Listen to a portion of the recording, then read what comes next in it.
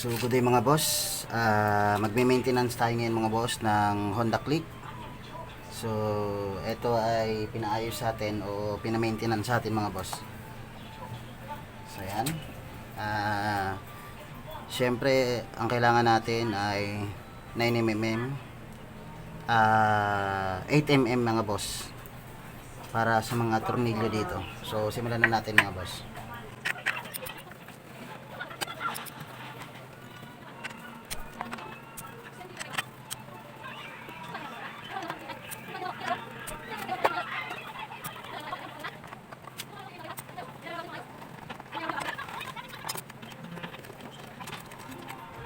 So, meron tayong lalagyan. Meron tayong mga natitirang mga oil. So, dito natin lalagayan mga boss para malubricate siya. Bago natin ibalik dun sa ating crankcase is malulubricate siya para hindi siya kakalawangin mga boss. So, yan ang sekreto mga boss para tumagal yung ating tornilyo.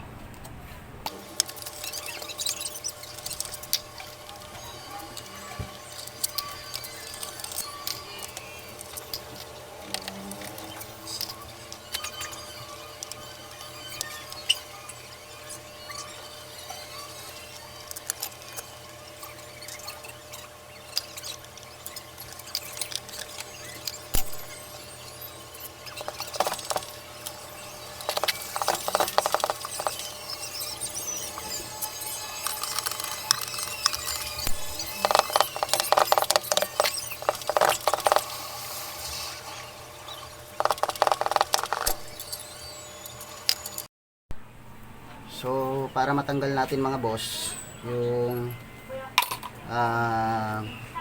nut ng ating torque drive, ay kailangan natin ng 19mm mga boss. Gamit itong ating impact.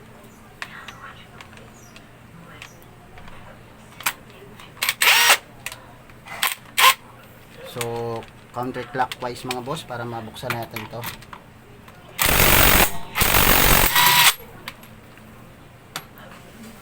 So yan.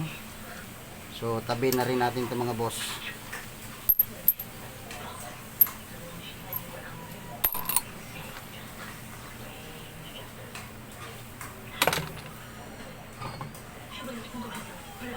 So ito yung dumi niya.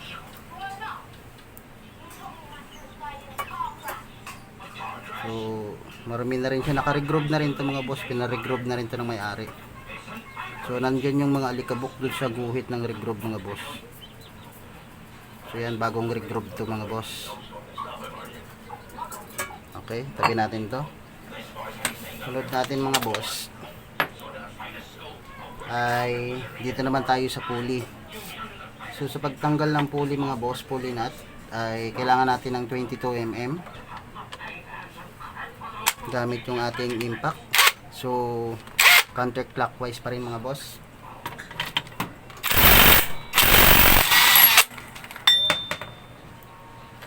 So yan, huwag natin iwala ito mga boss, tong part na to, yung dalawa na to, yung pulley nut tsaka yung torque nut.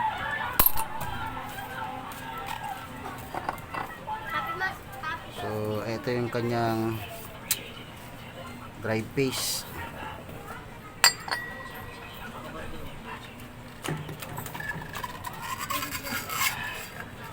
So check na rin natin yung kanyang belt mga boss. So okay pa, wala pa siyang biyak mga boss. So okay pa tong belt na to. So check naman natin yung kanyang lining. So okay pa rin naman mga boss. Manipis na. Sobrang nipis na nito mga boss. So yan, manipis na. Check natin mga boss oh. So yan oh, sobrang nipis na. Lalo na tong part na to. Parang mauubos na siya mga boss.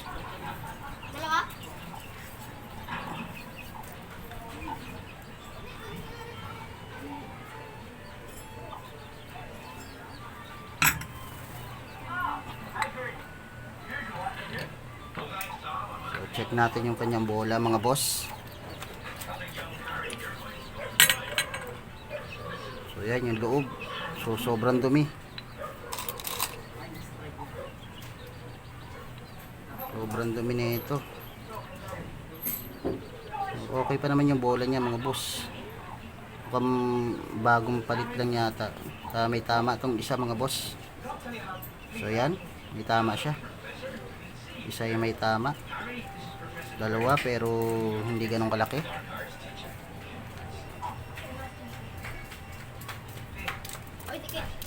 Okay pa to. So etong isa. Ganun din, maganda pa yung pagkabilog niya. Bali tatlong may tama mga boss, tatlong wala. Ayan, tabi uli natin. Parang ibang klase yung pagkaalikabok ng ano niya. Parang alikabok na ano, parang semento. So ito kasi mga boss, tong motor na to araw-araw tong binabiyahe sa Montalban. So kung nadadaan ka sa Montalban mga boss, ay talagang maalikabok o parang mabuhangin yung mga dadaanan mo. So yan. So itong part na to mukhang grasa lang yata. Ilinisan na natin yung ating panggilid o yung ating CVT. So gagamit tayo mga boss ng RS8.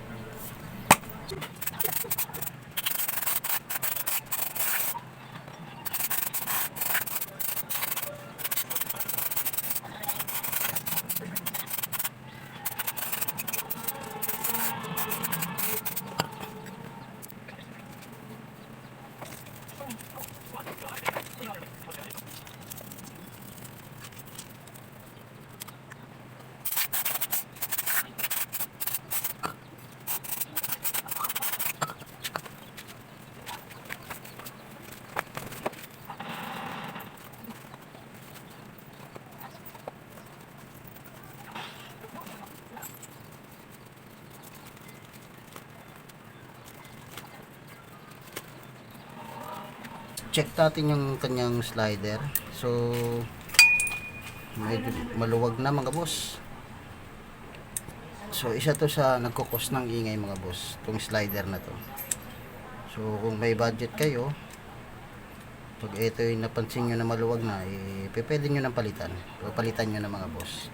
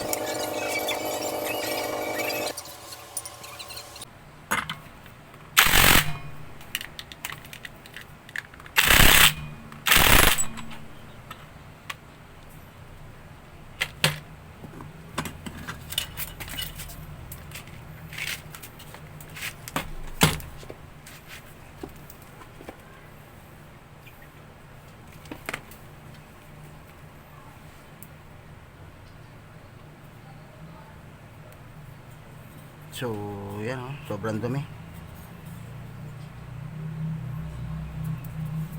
So, linisin natin ito mga boss. Ako, Kulang yung pin. Wala yung isang pin. Sabi. Yan. Wala yung isang pin.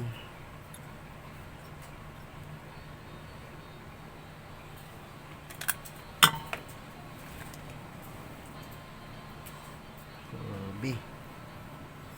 Sobra. Kinain na yung ano, lining.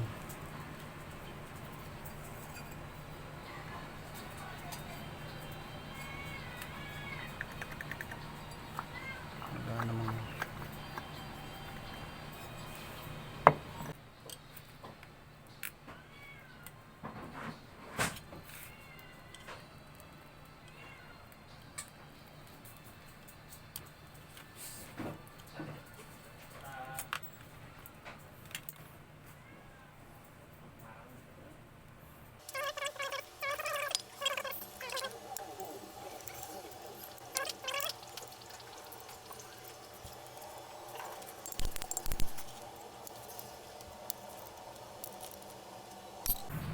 So, ito yung nilagay nila na clutch spring. So, 1000 RPM daw to. Pero hindi siya yung stock ng click eh. So, punutin natin. Pero lubricate natin ito mga boss. Para swabe yung pag-angat niya.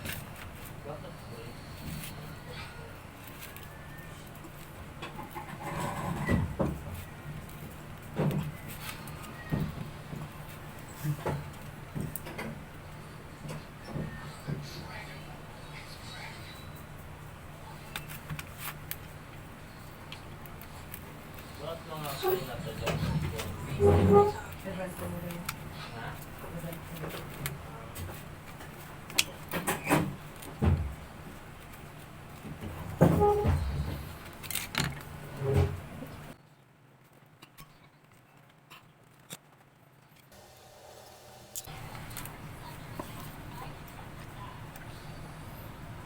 So, yan oh. Pag-angat niya mga boss, medyo ano na siya.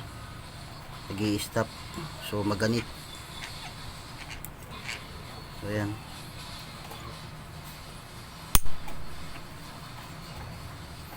So, grasahan natin ito mga boss. Kanyang lock.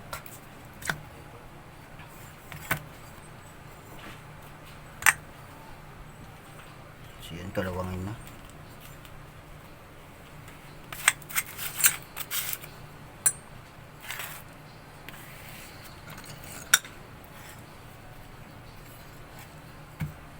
So, ito. Tanggalin natin yung tatlong pin. Lagyan natin sa gilid mga boss. So ingatan din natin yan mga boss na hindi yan mawala.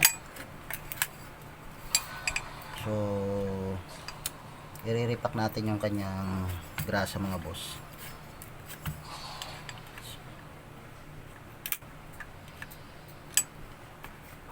Okay. So yan.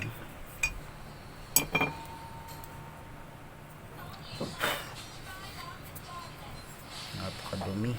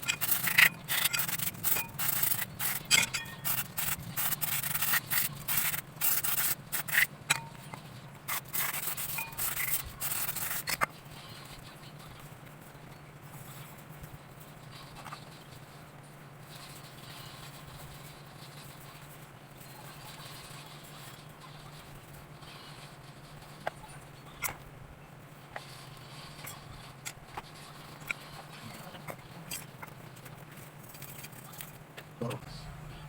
So lining talaga to. So pulbos ng lining to mga boss. Yan o. Ang kapal. Yan o. Kawawa yung lining. Inubos ng ano. Inubos ng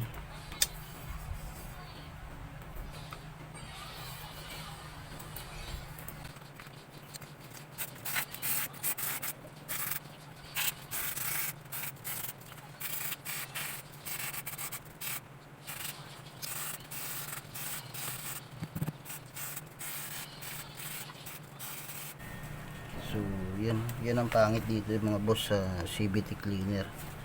Tingnan nyo yung mga boss yung mga nangyayari. So nagkakaroon siya ng ganyan puti,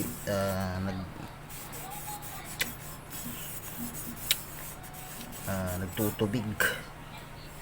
So yan.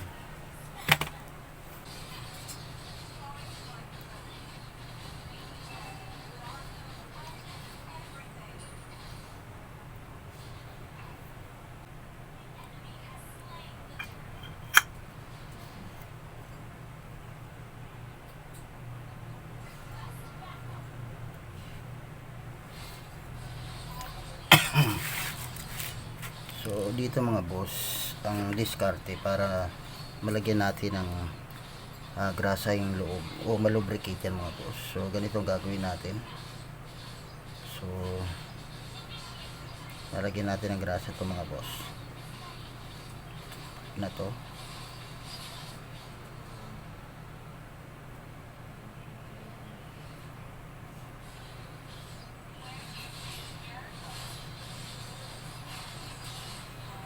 Sabay squeeze mo siya o gaganyan mo siya mga boss para pumasok yung grasa dito sa mga pagitan.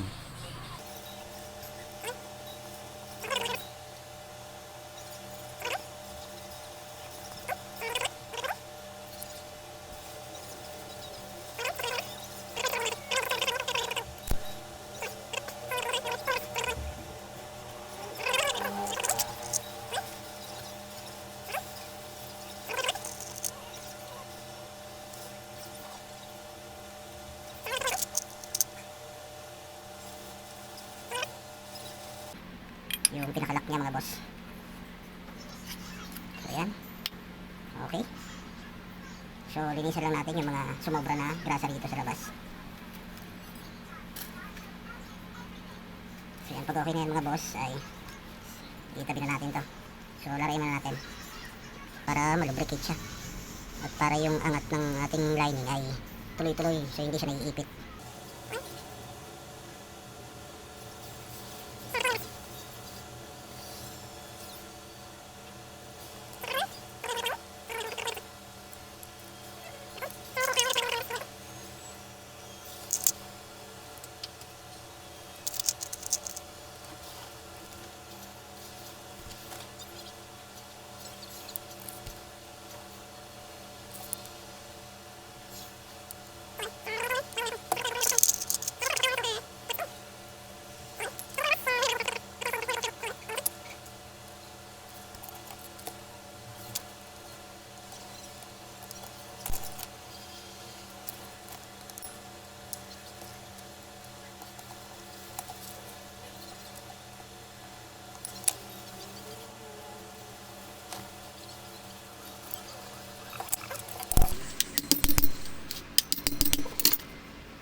So dito, sa paglagay nito mga boss, yung nakaumbok na part ay nakatutok dito. So yung flat ay nasa taas. So ganyan po siya ikabit.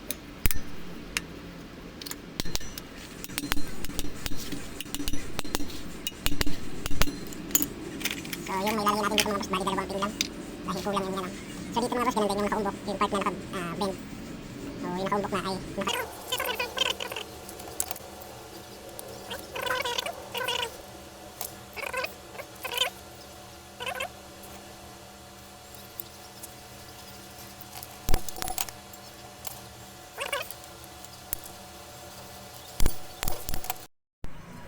So, ito na mga boss, yung ating mga pyesa. So, ito yung kulang na circlip mga boss. So, pumunta tayo ng mga Honda at Motor Trade. So, wala silang stock mga boss na circlip. So, yun ang problema dito mga boss. Pag once na nagkaroon tayo ng problema dito sa circlip, ay mahirap makahanap ng pyesa. So, pumunta tayo ng Unicross mga boss. Ito yung binigay sa atin. So, tingnan nyo yung difference mga boss. Kung gaano kalaki yung diferensya ng laki. So, yan. So, malaki yung diferensya mga boss. Pero sabi nung nagtitinda doon, ito daw yung binibigay nila dun sa mga naghahanap ng circle para sa Honda Click.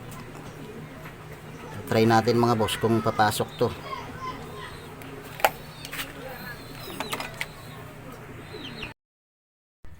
So yan mga boss, try na natin. Ito yung nangyari sa kanya.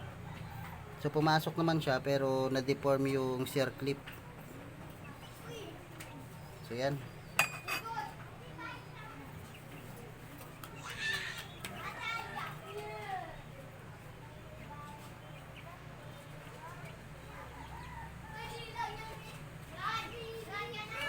So delikado mga boss kung ita-try natin to na ilagay at ganito ang mangyayari sa kanya, naka-deform. So pwedeng mabakla siya at kumalang dun sa loob. So baka magkaroon pa tayo ng problema. So ayan, kabit na lang natin to mga boss.